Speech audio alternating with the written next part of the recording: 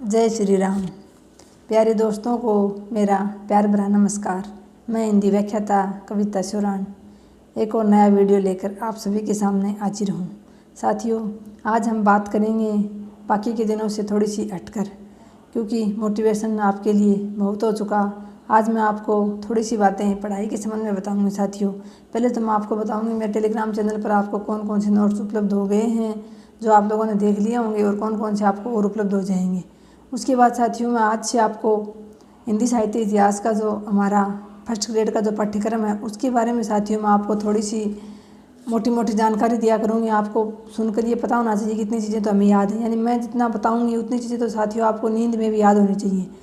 मैं ये नहीं कहूँगी कि जो मैं चीज़ें आपको मोटी मोटी बता रही हूँ वो चीज़ें आपको याद होनी, वही चीज़ें याद होनी चाहिए, वही नहीं साथियों। याद तो आपको बहुत कुछ होना चाहिए, लेकिन ये जो मैं मोटा मोटा एक प्रकार से खासा खींचूँगी, आपके सामने मानचित्र सा बना के दूँगी, आपको मोटी मोटी आपको चीज़ें बताऊँगी, वो तो आपको मतलब रात को नींद में भी कोई उठा के पूछ लेना तो उतना तो आपको रात को नींद में भी याद होना चाहिए साथियों। मेरे कहने का मतलब ये है। तो पहले तो मैं बात करूँ टेलीग्राम चैनल पर नोट्स की, तो साथियों मैंने वहाँ आपको मनोविज्ञान के नोट्स उपलब्ध करवा दिए हैं। वो मनोविज्ञान के नोट्स जो हैं वो डॉक्टर अजय चौधरी सर द्वारा बनवाए गए थे। फर्स्ट ग्रेड के लिए ही वो नोट्स हैं। उसके बाद साथियों मैंने आपको हिंदी साहित्य की बात करूं तो मैंने हिंदी साहित्य में आपको जो 10 बिंदु स्नातकोत्तर स्तर वाले लगते हैं उनके नोट्स उपलब्ध करवा दिए हैं।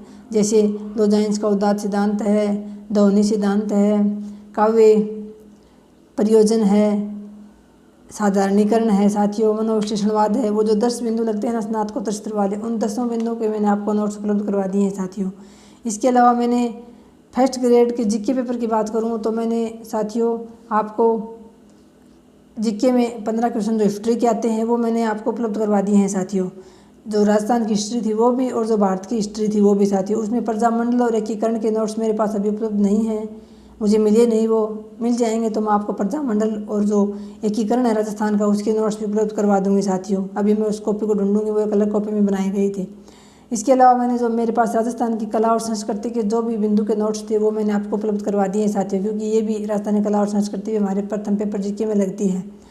इसके अलावा साथियों मेरे पास राजस्थान ज्योग्राफी के पेपर थे, तो ज्योग्राफी तो अब चेंज हो गई है, नए जिले बन गए हैं, नए संभाग बन गए हैं, तो वो तो अब कोई काम की नहीं है। इसके अलावा फर्स्ट ग्रेड जीके की पॉलिटिकल के साथियों मैंने 9वीं 10वीं की बुक से थोड़े से नोट्स बनाए थे, 5-7 पेज के नोट्स हैं, वो मोटी मोटी उस किताब के सार सा है साथियों। बाकी मैं पॉलिटी मैंने यूट्यूब से देखकर ही तैयार की थी, तो आप भी यूट्यूब पर वीडियो देख लीजिए साथियों। पॉलिटिकल के संसद के देख लीजिए, मूल अधिकारों के, मूल कर्तव्यों के, ये वीडियो आप किसी एक चैनल से देख लीजिए साथियों। पॉलिटिकल आपको आराम से हो जाएगी। मैंने थोड़े से नोट्स बनाए थे, वो हालांकि जल्दी में बनाए गए शॉर्ट नोट्स से हैं वो, लेकिन फिर भी मैं आपको उपलब्ध करवा दूँगी, आपके समझ में आ जाए तो आप देख लेना साथियों।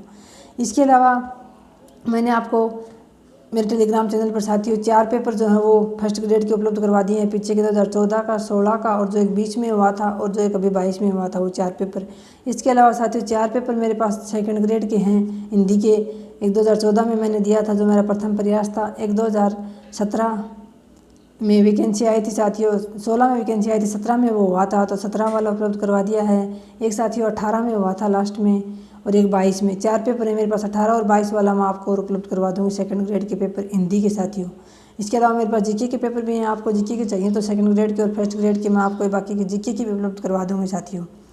इसके अलावा बात करें कि इन पेपरों के मैंने जो कुछ लगा रखे हैं साथियों उत्तर, वो तो उत्तर सही हैं, बाकी की आपको डाउनलोड करनी पड़ेगी। आप या तो डाउनलोड कर लीजिए गूगल से, या फिर आप पीछे के पेपर की सर्च करोगे ना यूट्यूब पर कि सोल्व किए हुए आपको प्रश्न पत्र मिल जाएंगे साथियों। वहाँ से आप वीडियो देखकर और फिर उनको आप निशान लगा सकते हो, आपको वो सोल्व किए हुए मिलेंगे तो आपको समझ में भी आ जाएगा अच्छे से, और आप इन पेपरों पे निशान लगा लेना साथियों कि मेरे पास उपलब्ध नहीं है इनकी।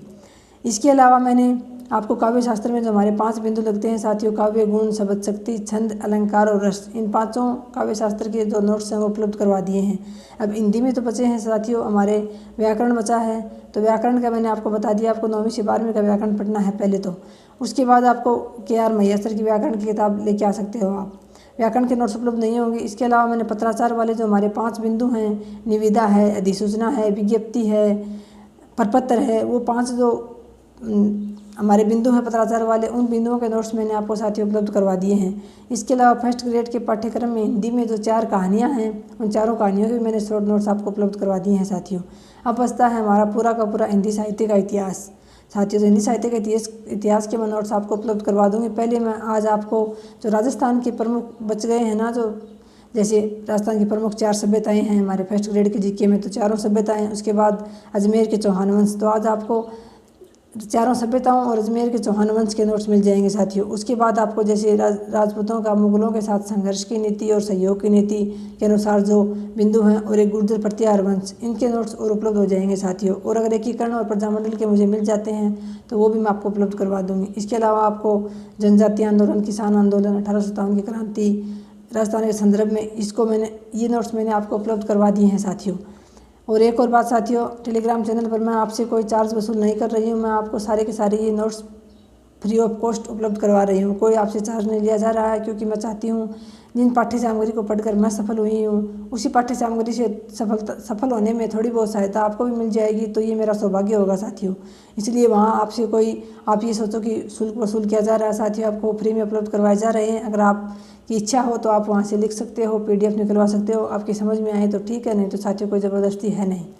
इसके अलावा साथियों एक अभिव्यक्ति और माध्यम बुक चलती है, जिसमें हमारे प्रश्न आते हैं साथियों फर्स्ट ग्रेड में, अभिव्यक्ति और माध्यम, और एक इससे पहले संवाद सेतु किताब चलती थी साथियों। उस दोनों किताबों के नोट्स भी मेरे पास उपलब्ध हैं साथियों, वो नोट्स भी मैं आपको अंत में उपलब्ध करवा दूँगी। इसके अलावा ये तो हो गए साथियों प्रमुख नोट्स की बात। अब हम थोड़ी सी बात कर लें साथियों हमारे हिंदी साहित्य इतिहास की जो बिंदु हैं उनको आपको याद कैसे करना है साथियों। पहले तो आपको चारों जो हमारा हिंदी साहित्य इतिहास 4 कालखंडों में बांटा गया है, तो पहले तो आपको 4 कालखंडों के नाम याद होने चाहिए साथियों। याद करने का एक प्रकार से मैं आपको खाका बता रही हूँ, मानचित्र सा खींच रहा है आपको अपने मस्तिष्क में। पहले तो आपको चारों कालखंड जो हैं, इन चारों कालखंडों के साथियों आपको नाम में पता होना चाहिए, फिर इनका क्रम पता होना चाहिए, जैसे पहले आदिकाल, भक्तिकाल, फिर रीतिकाल, फिर आधुनिक काल। इसके बाद साथियों आपको इनका जो टाइम है वो आपको याद होना चाहिए, यानी आदिकाल कब से कब तक था, भक्तिकाल कब से कब, रीतिकाल, आधुनिक काल, इनका टाइम पीरियड जो था वो आपको याद होना चाहिए साथियों। मोटी मोटी बातें तो पहले की ये हैं, यानी सबसे पहले आपको पता होना चाहिए कितने कालखंडों में हिंदी साहित्य के इतिहास को बांटा गया है, उनके नाम क्या है, उनका क्रम क्या है, उनका समय क्या रहा है। ये तो साथियों हो गई बात मोटी मोटी। उसके बाद जो हमारे पाठ्यक्रम में बिंदु दिए गए हैं उसके अकॉर्डिंग हमें तैयारी करते हुए चलना है साथियों। तो सबसे पहले हम पाठ्यक्रम की बात करें तो हमारे पहला ही जो बिंदु है वो तो है इतिहास लेखन की पद्धतियाँ। तो साथियों आपको पता है 4 प्रमुख पद्धतियाँ दी गई हैं इतिहास लेखन की। तो जो पहले 2 प्रथम इतिहास थे हमारे गाथा दत्तासी और शिव सिंह सरोज वाला, शिव सिंह सेंगर जी वाला, वो तो थे साथियों वर्णानुक्रम पद्धति के में लिखे गए थे। वर्णानुक्रम पद्धति से आप समझते हो साथियों, जैसे ऐसे जो नाम शुरू होता है वो सबसे पहले, और जो है से नाम शुरू होता है वो सबसे अंत में। तो साथियों ये पद्धति कहीं से भी सही नहीं थी, इसको नकार दिया गया।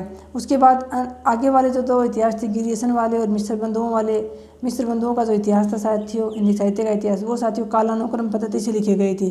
कालानुक्रम पद्धति जो है वो साथियों उसमें लेखक या कवियों के जो जन्म के वर्ष हैं ना उनके अनुसार लिखा गया, जैसे जिनका जन्म पहले हुआ उनको पहले शामिल किया गया, बाद में हुआ उनका बाद में शामिल किया गया। तो साथियों वर्णानुक्रम से तो ये पद्धति कुछ ठीक थी, लेकिन इसको भी साथियों नकार दिया गया, फिर स्वीकार नहीं किया गया।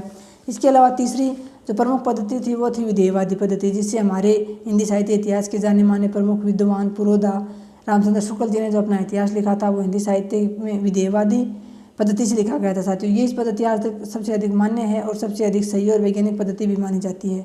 इसके अलावा एक और पद्धति आती है वैज्ञानिक पद्धति। तो वैज्ञानिक पद्धति से साथियों हमारे हिंदी साहित्य में कोई भी इतिहास लिखा नहीं गया है। हालांकि डॉक्टर गणपति चंद्र गुप्त द्वारा जो इतिहास लिखा गया है वो हिंदी साहित्य का वैज्ञानिक इतिहास नाम से लिखा गया है, लेकिन आपको ध्यान ये रखना है कि वो वैज्ञानिक पद्धति से नहीं लिखा गया है साथियों, क्योंकि वैज्ञानिक पद्धति से कोई भी इतिहास लिखा नहीं जा सकता साथियों, क्योंकि विज्ञान में तो सिर्फ तथ्यों को महत्वपूर्ण माना जाता है, जबकि हिंदी साहित्य का इतिहास लिखते समय साथियों हमें वहाँ जो मौजूदा समय में जो लोग थे उनके भावों को, मौजूदा समय में जो सामाजिक व्यवस्थाएं थी उनको भी ध्यान में रखते हुए लिखना पड़ता है साथियों, सिर्फ फैक्ट नहीं लिखे जाते। तो वैज्ञानिक पद्धति से हमारे हिंदी साहित्य का कोई भी इतिहास लिखा नहीं गया था साथियों। ये तो हो गई हमारी प्रमुख 4 पद्धतियाँ साथियों। आपको 4 ही पद्धतियाँ याद रखनी हैं और आपको इनमें से एक प्रश्न मिल जाता है साथियों। बिल्कुल छोटा सा टॉपिक है, आपको याद रखने हैं प्रथम 2 इतिहास किस में लिखे गए, तीसरा और चौथा। और साथियों आपको उसके बाद आता है इतिहास लेखन की परंपरा, हमारा अगला बिंदु है साथियों।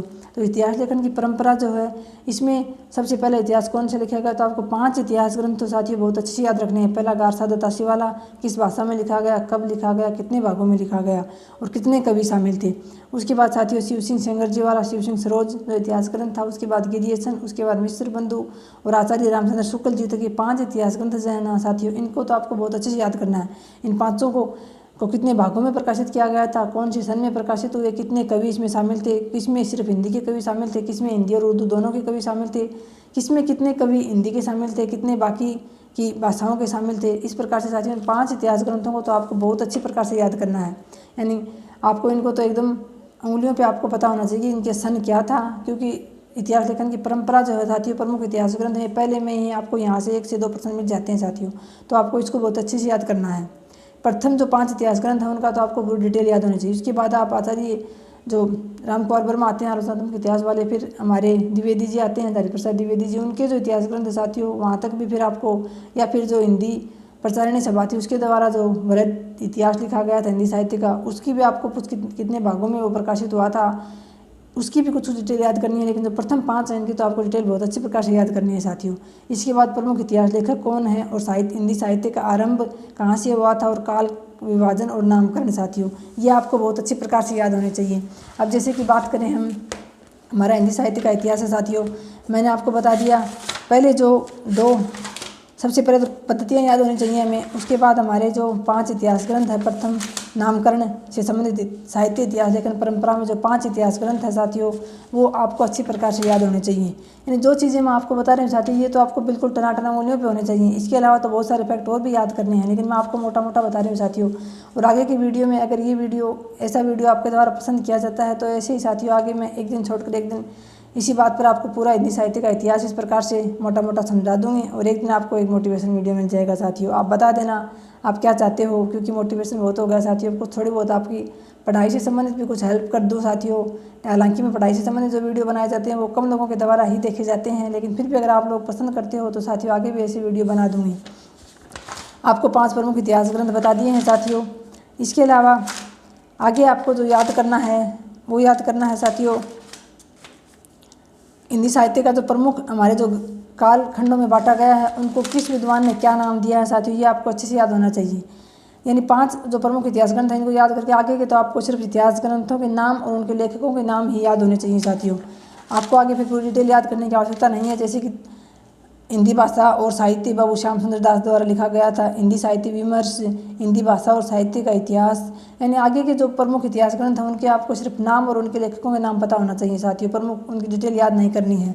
बहुत सारे इतिहास ग्रंथ हैं उनके भी आपको नाम और लेखक का नाम याद होना चाहिए साथियों। उसके बाद आता है हिंदी साहित्य का काल विभाजन व नामकरण, तो किस कालखंड को क्या नाम दिया गया और किसके द्वारा क्या नाम दिया गया साथियों। सबसे पहले आदिकाल नाम किसने दिया, भक्तिकाल को स्वर्ण युग किसने कहा, भक्तिकाल नाम सबसे पहले किसने दिया था, रीतिकाल को किसने दिया था।